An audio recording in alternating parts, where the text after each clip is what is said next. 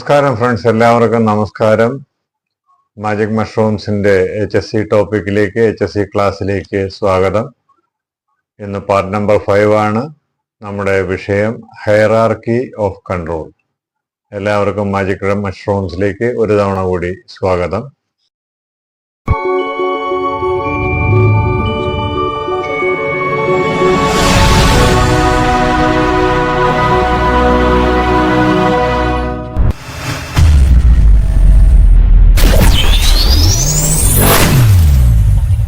അപ്പോൾ നമ്മൾ കഴിഞ്ഞ ക്ലാസ്സുകളിൽ ചർച്ച ചെയ്തത്, വ്യക്തമായിട്ട് പറഞ്ഞാൽ നമ്മൾ ഹസാർഡ് എന്താണെന്ന് ചർച്ച ചെയ്തു, റിസ്ക് എന്താണെന്ന് ചർച്ച ചെയ്തു, ആക്സിഡന്റ് എന്താണെന്ന് ചർച്ച ചെയ്തു. അപ്പോൾ ഇന്നിപ്പോൾ നമ്മൾ അതിൻ്റെ ഹൈറാർക്കി, നമ്മൾ ആക്സിഡന്റ് എന്താണെന്ന് ചർച്ച ചെയ്തു, റിസ്ക് എന്താണെന്ന് ചർച്ച ചെയ്തു, ഹൈറ ചർച്ച ചെയ്തു, ഹസാർഡ് ഐഡന്റിഫിക്കേഷൻ എങ്ങനെയൊക്കെയാണ് ഹസാർഡ് കണ്ടെത്തുന്നത്, റിസ്ക് അസസ്മെന്റ് ചെയ്യുന്നത് എങ്ങനെയാണ്, hazard identification and risk assessment. അപ്പോൾ അതിനകത്ത് നമ്മൾ ഹസാർഡ് ഐഡന്റിഫിക്കേഷനുള്ള എലിമെന്റ്സ് പറഞ്ഞു. IDERR എന്നുള്ള ഷോർട്ട് ഫോം ഞാൻ പറഞ്ഞത് ആരും മറന്നിട്ടില്ലല്ലോ, അത് ഓർമ്മ വെച്ചിരിക്കണം പ്രത്യേകം. IDERR, identify the risk, define who may be harmed and how by this risk, evaluating the risk, then IDERR last 2 R വരുന്ന ഒന്ന് റെക്കോർഡ് ദ ഫൈൻഡിങ്സ്, ആൻഡ് അവസാനത്തെ R എന്ന് പറയുന്നത് റിവ്യൂ ദ റെക്കോർഡ്സ്. ഇത്രയും കാര്യങ്ങളാണ് നമ്മൾ അപ്പോൾ ഹസാർഡിനെയും റിസ്കിനെയും കുറിച്ച് ചർച്ച ചെയ്ത് വെച്ചത്. അപ്പോൾ ഇത് നമ്മൾ കണ്ടെത്തിയ ഹസാർഡ് അല്ലെങ്കിൽ ആ റിസ്ക് എങ്ങനെ ആ വർക്കിൽ നിന്ന്, ആ ഡെസിഗ്നേറ്റഡ് ജോബിൽ നിന്ന് നമുക്ക് എങ്ങനെ ഒഴിവാക്കാം എന്നുള്ളതാണ് നമ്മൾ നോക്കുന്നത്. അപ്പോൾ അതിന് നമ്മൾ എന്തെങ്കിലും രീതിയിൽ അത് ഒഴിവാക്കാനല്ല നോക്കുന്നത്, അതിനൊരു സിസ്റ്റമുണ്ട്. ആ സിസ്റ്റം എന്ന് പറഞ്ഞാൽ authorised and approved system to eliminate these types of risk by step. അപ്പോൾ ഇത് ഹൈറാർക്കി ഓഫ് കൺട്രോൾ എന്നാണ് അറിയപ്പെടുന്നത്. എന്താണ് ഹൈറാർക്കി എന്ന് അറിയാമല്ലോ, പട്ടിക. നമ്മൾ സ്കൂളിൽ പഠിക്കുമ്പോൾ പഠിച്ച പട്ടിക ഒക്കെ ഓർമ്മയുണ്ടല്ലോ. അപ്പോൾ 1, 2, 3, 4, 5 അങ്ങനെയുള്ള സ്റ്റെപ്പാണ്. അപ്പോൾ ഇത് നമ്മൾ വ്യക്തമായിട്ട് പിന്തുടരേണ്ടതിൻ്റെ ആവശ്യകത എന്ന് പറയുന്നത്, ഇത് HSC MS-നകത്ത് അല്ലെങ്കിൽ സേഫ്റ്റി മാനേജ്മെന്റിന്റെ ഒരു ഭാഗമാണ്. അപ്പോൾ ഹൈറാർക്കി ഓഫ് കൺട്രോളിൽ ഒന്നാമത് എലിമിനേഷൻ ഓഫ് ദ റിസ്ക്, അതിന് സാധിച്ചില്ലെങ്കിൽ സബ്സ്റ്റിറ്റ്യൂഷൻ ഓഫ് ദി റിസ്ക്, അതുമല്ല എന്നുണ്ടെങ്കിൽ എഞ്ചിനീയറിംഗ് കൺട്രോൾ അടുത്ത സ്റ്റെപ്പ്, അത് കഴിഞ്ഞ് അഡ്മിനിസ്ട്രേറ്റീവ് കൺട്രോൾ, അതിനുശേഷം PPE ആൻഡ് ഡിസിപ്ലിൻ എന്ന് പറയുന്നത്. അപ്പോൾ ഈ 5 സ്റ്റെപ്പുകൾ ഓർമ്മ വച്ചിരിക്കണം. നമ്മളിപ്പോൾ നേരത്തെ നമ്മൾ ചർച്ച ചെയ്തു, റിസ്ക് എന്താണെന്ന് കണ്ടു. അപ്പോൾ റിസ്കിനെ നമ്മൾ ഇവാലുവേറ്റ് ചെയ്തു, അസസ് ചെയ്ത് നമ്മൾ ബൈ റെക്കോർഡാക്കി. അതിനെ റിസ്ക് അസസ്മെൻ്റ് എന്ന് പറയുന്നു. നമ്മൾ ചെയ്യുന്ന വർക്കിൽ സ്റ്റെപ്പ് ബൈ സ്റ്റെപ്പായിട്ട് ആ വർക്കിനെ തിരിച്ചപ്പോൾ ഇന്ന റിസ്കുകളാണ് നമ്മൾ ഓരോന്നിനകത്തും കണ്ടെത്തിയത്. ആ റിസ്കുകൾ 3 കാറ്റഗറി ആയിട്ട് ലോ എന്നും മീഡിയം എന്നും ഹൈ എന്നും തിരിക്കുക.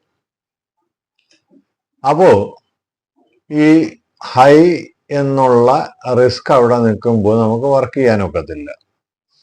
അപ്പോൾ അതിനെ നമ്മൾ മീഡിയം ആക്കണം. മീഡിയം ലെവലിലുള്ള റിസ്കുകൾ നമ്മൾ ലോ ആക്കിയെടുക്കണം. അപ്പോൾ ലോ ലെവലിലെ റിസ്കുകൾ ഉണ്ടെങ്കിൽ മാക്സിമം ലോയിൽ എത്തിക്കണം. ഇതാണ് നമ്മുടെ വർക്ക് എന്ന് പറയുന്നത്. ഈ റിസ്ക് അസസ്മെന്റ് കൊണ്ട് ഉദ്ദേശിക്കുന്നത് സൈറ്റിൽ നിന്ന് പരിപൂർണമായിട്ട് അപകട സാധ്യത ഇല്ലാതാക്കുക. പരിപൂർണമായിട്ട് ചില വർക്കുകളിൽ ഇല്ലാതാക്കാൻ ഒക്കത്തില്ല, കുറച്ചെങ്കിലും അവശേഷിക്കുക. അതിനെ നമ്മൾ റെസിഡ്യുവൽ ഹസാർഡ് എന്ന് പറയും. അതിലേക്ക് നമുക്ക് അടുത്ത ടോപ്പിക്കുകളിലെത്താം, റെസിഡ്യുവൽ ഹസാർഡ്സ് എങ്ങനെയാണ് റിമൂവ് ചെയ്യുന്നത് എന്നുള്ളത്. അപ്പോൾ ഇതിന് ഇപ്പൊ നിലവിലുള്ള റിസ്കുകൾ നമ്മൾ റെക്കോർഡാക്കി കഴിഞ്ഞു, ഫയൽ ചെയ്തു. അപ്പോൾ അതിനെക്കുറിച്ച് നമ്മൾ പഠിക്കുമ്പോൾ അത് എങ്ങനെയൊക്കെയാണ് മാറ്റുന്ന സൈറ്റിൽ നിന്ന് എന്നുള്ള elimination, substitution, engineering controls, administrative control and PPE. Okay, അപ്പൊ അതിൽ ആദ്യത്തെ ഘട്ടം എന്ന് പറയുന്നത് എലിമിനേഷൻ ആണ്. എന്താണ് എലിമിനേഷൻ എന്ന വാക്കുകൊണ്ട് അർത്ഥമാക്കുന്നത്? പരിപൂർണമായിട്ട് അതിനെ ഒഴിവാക്കുന്നത്, എലിമിനേറ്റ് ചെയ്യുന്നത്. ആ റിസ്കിനെ പരിപൂർണമായിട്ട് ഒഴിവാക്കാൻ എന്ത് ചെയ്യണം? ആ ജോലിയെ തന്നെ ഒഴിവാക്കേണ്ടി വരും. ആ ജോലി ഒഴിവാക്കി ആ ജോലിക്ക് പകരം മറ്റൊരു ജോലി കണ്ടെത്താൻ പറ്റുമെങ്കിൽ ഇപ്പോൾ ആ ഒരു വർക്കിന്, ആ ഒരു മെത്തേഡിനെയാണ് ഞാൻ ഉദ്ദേശിക്കുന്നത്. ആ ഒരു വർക്കിൽ നിന്നുള്ള പ്രൊഡക്ഷനെ അല്ല. നമുക്കിപ്പോൾ വെൽഡിങ് ചെയ്തേ പറ്റൂ. അപ്പോൾ അത് പക്ഷെ ഇത്ര ഉയരത്തിലായതുകൊണ്ട് നമുക്ക് മറ്റെന്ത് ചെയ്യാൻ കഴിയുമെന്ന് കണ്ടെത്തണം. അപ്പോൾ ആ ഉയരത്തിൽ വർക്ക് ചെയ്യുന്നതിന് നമുക്ക് മറ്റെന്ത് ചെയ്യാൻ കഴിയും എന്നുള്ള ആ ഒരു റിസ്കിനെ എലിമിനേറ്റ് ചെയ്യുന്നു. റിസ്കിനെയാണ് എലിമിനേറ്റ് ചെയ്യുന്നത്, വർക്കിനെ അല്ല. അത് ഓർമ്മ വേണം. രണ്ടാമത് നമ്മൾ റിസ്കിനെ അടുത്ത സ്റ്റെപ്പായിട്ട് സബ്സ്റ്റിറ്റ്യൂട്ട് ചെയ്യുന്നു. സബ്സ്റ്റിറ്റ്യൂഷനകത്ത് ഐസൊലേഷനും വരും. ഇപ്പൊ നമുക്ക് അവിടെ എന്തെങ്കിലും പവർ സോഴ്സുകൾ ഐസൊലേറ്റ് ചെയ്യേണ്ടി വന്നാൽ, അതല്ലെങ്കിൽ വർക്ക് ഫോഴ്സിന്റെ എണ്ണം ഐസൊലേറ്റ് ചെയ്യേണ്ടി വന്നാൽ, അതായത് നമ്മൾ അങ്ങനെ അപകട സാധ്യതയെ മാക്സിമം താഴേക്ക് കൊണ്ടുവരുന്നു. പിന്നീട് എഞ്ചിനീയറിംഗ് കൺട്രോൾസ്. ഇപ്പൊ ആ വർക്ക്, ഇപ്പൊ അതേ വെൽഡിങ് അത്ര ഉയരത്തിൽ നടക്കുമ്പോൾ അവിടെ ചെയ്യാൻ പറ്റുന്ന എഞ്ചിനീയറിംഗ് കൺട്രോളുകൾ, ഇപ്പോ പിന്നെ ഗാർഡ് റെയിലുകൾ, മറ്റ് തരത്തിലുള്ള ഹാർനസുകൾ, ഇതെല്ലാം ഉൾക്കൊള്ളിച്ചുകൊണ്ടുള്ള എഞ്ചിനീയറിംഗ് കൺട്രോളാണ്. അതിനടുത്ത സ്റ്റെപ്പാണ് അഡ്മിനിസ്ട്രേറ്റീവ് കൺട്രോൾ എന്ന് പറയുന്നത്. അതിനകത്ത് ഈ പിന്നെ വർക്കിംഗ് ക്രൂവിന്റെ എണ്ണം കുത്തനെ കുറയ്ക്കുന്നത്, അത്യാവശ്യക്കാർ മാത്രം മുകളിലേക്ക് പോകുന്നത്, അതിനോടൊപ്പം തന്നെ പോസ്റ്റേജസും സൈനേജസും വ്യക്തമായിട്ട് ആൾക്കാർക്ക് മനസ്സിലാകത്തക്ക രീതിയിൽ അവിടെ ഡിസ്പ്ലേ ചെയ്യുന്നത്, ഓരോരുത്തരെയും ക്ലാസ്സിൽ പങ്കെടുപ്പിച്ചുകൊണ്ട് ഒരു മീറ്റിംഗ് ചർച്ച ചെയ്യുന്നത്, TBTയിൽ ചർച്ച, ഒന്നുകൂടി സ്പെഷ്യൽ TBT എടുത്ത് ആ വർക്കിനെ കുറിച്ച് പറഞ്ഞു കൊടുക്കുന്നത്, ഇതൊക്കെ അഡ്മിനിസ്ട്രേറ്റീവ് കൺട്രോളിൽ വരുന്നതാണ്. അപ്പൊ അതിന് ശേഷം അവസാനത്തെ സ്റ്റെപ്പായിട്ടാണ് PPE ആൻഡ് ഡിസിപ്ലിൻ എന്ന് പറയുന്നത്. PPE നമുക്ക് ആ ഒരു പിന്നെ സ്പെസിഫൈഡ് വർക്കിന്, ആ ഒരു പർട്ടിക്കുലർ വർക്കിന് വേണ്ടിയുള്ള സ്പെഷ്യൽ PPEs ഉണ്ടെങ്കിൽ ആ PPEs ഉപയോഗിക്കുക. അതിനോടൊപ്പം തന്നെ പിന്നെ സാധാരണ ജനറൽ PPEസും സ്പെഷ്യലായിട്ട് ആഡ് ചെയ്യേണ്ട PPEs വേറെയും ഉപയോഗിക്കുന്നു.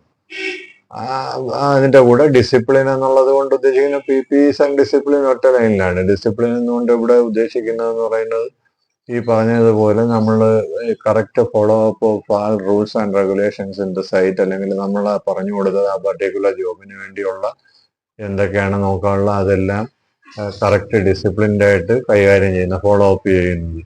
അപ്പോൾ ഇതിനകത്തൊരു പോയിന്റ് മനസ്സിലാക്കണം.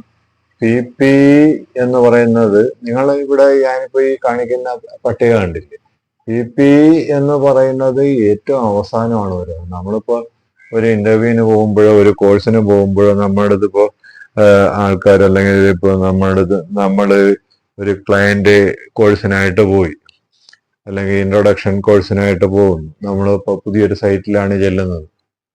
അവിടെ ചെല്ലുമ്പോൾ നമ്മുടെ അടുത്ത് പിന്നെ ചോദിക്കുകയാണ്, നിങ്ങൾ ഇപ്പോൾ ഒരു സിനാറിയോ വന്നിട്ട്, ഒരു വർക്ക് സിനാറിയോ വന്നിട്ട്, അസാഡസ് ആയിട്ടുള്ളൊരു വർക്ക് സിനാറിയോ വന്ന് നിങ്ങളിവിടെ എന്തൊക്കെ പ്രിക്കോഷൻസ്. ഒട്ടുമിക്ക സമയത്തും നമ്മളിപ്പോൾ ഫസ്റ്റിലൊക്കെ ആണെങ്കിൽ നമുക്കിപ്പോൾ നമ്മളെ വെൽ എക്സ്പീരിയൻസ്ഡ് അല്ല, ഹാൻഡ്സ് ഓൺ എക്സ്പീരിയൻസ്ഡ് അല്ലാത്ത സ്ഥിതിക്ക് നമ്മൾ അറിയാതെ തന്നെ പറഞ്ഞു helmet, boot, safety shoes, gloves എന്നൊക്കെ പറയും. പക്ഷെ അതല്ല, അത് PPEs ആണ്. അത് PPEs are the last resorts in HSE. Safety ഇംപ്ലിമെന്റേഷനിൽ PPEs എന്ന് പറയുന്നത് ഏറ്റവും അവസാനത്തെ ഘടകം മാത്രമാണ്. PPEs are the last resort in HSE. Okay, അപ്പോൾ അതിന് മുകളിൽ ഇതെല്ലാം കിടപ്പുണ്ട്. Elimination, substitution, engineering control, administrative control, then only coming up the PPEs and discipline. ഏറ്റവും മുകളിൽ ഏറ്റവും നല്ല രീതിയിൽ അപ്ലൈ ചെയ്യാൻ പറ്റുന്ന കാര്യങ്ങൾ ഏറ്റവും നല്ല രീതിയിൽ റിസൾട്ട് കിട്ടുന്ന കാര്യങ്ങൾ അവിടെ നിന്ന് സ്റ്റെപ്പ് ബൈ സ്റ്റെപ്പ് ആയിട്ട് താഴേക്ക് വരുമ്പോൾ ഏറ്റവും leastest result we can gain from these PPs ഓൺലി. അപ്പോൾ അത് ഓർമ്മ വേണം, ആ ഒരു ഡയഗ്രാം. അപ്പോൾ ഇന്ന് നമ്മൾ ഈ ഒരു കാര്യത്തിനെ കുറിച്ചാണ് ചർച്ച ചെയ്തത്. എന്താണ് ഹൈറാർക്കി ഓഫ് കൺട്രോൾ എന്നുള്ള ചോദ്യം ഉണ്ടാകാം ഏതൊരു ഇന്റർവ്യൂവിനോ അല്ലെങ്കിൽ test സംബന്ധിച്ചോ. What is hierarchy of control? Hierarchy of control is a part of HSE management system. There are 5 ways to eliminate or reduce the risk from particular jobs. So we are making the job into step by step and finding out the risk. Then we making the risk assessment. After that, we assessing how much the hierarchy of control measures we can implement there. Risk assessment ഉണ്ടാക്കിയതിന് ശേഷം hierarchy of control പ്രകാരം ഓരോ റിസ്കിനെയും എങ്ങനെ eliminate ചെയ്യാമെന്ന് നമ്മൾ കണ്ടെത്തുന്നു. And we are implementing it. So ഇതാണ് ഉത്തരം. അപ്പോൾ ചോദിച്ചാൽ വ്യക്തമായിട്ട് വിശദമായിട്ട് എഴുതണം. അപ്പോൾ അടുത്ത ക്ലാസ്സിൽ നമ്മൾ ചർച്ച ചെയ്യുന്നത് HSCയുടെ ഡെയിലി ഒരു HSC അഡ്വൈസറുടെ, അപ്പോൾ പല പേരിൽ അറിയപ്പെടും. HSC അഡ്വൈസർ എന്ന് പറയും, SHE എന്ന് പറയും, OSH എന്ന് പറയും, സേഫ്റ്റി ഓഫീസർ എന്ന് പറയും. അപ്പോൾ ഇതെല്ലാം ഒന്ന് തന്നെയാണ്. ലോസ് പ്രിവെൻഷൻ ഓഫീസർ എന്ന് പറയും. അപ്പോൾ നമ്മൾ അടുത്ത ക്ലാസ്സിൽ ഇതാണ് daily duties. HSC roles and responsibilities of an HSC officer is very vast. അതിങ്ങനെ പരന്ന് കിടക്കുകയാണ്, വളരെ വലുതാണ്. അതിൽ നമ്മൾ ആദ്യത്തെ ഘട്ടമായിട്ട് ഡെയിലി ഡ്യൂട്ടീസ് അടുത്ത ക്ലാസ്സിൽ ചർച്ച ചെയ്യുക. അപ്പോൾ കണ്ടിട്ടില്ലാത്തവർ, മുൻപുള്ള വീഡിയോകൾ മിസ്സായിട്ടുള്ളവർ തീർച്ചയായിട്ടും കാണണം.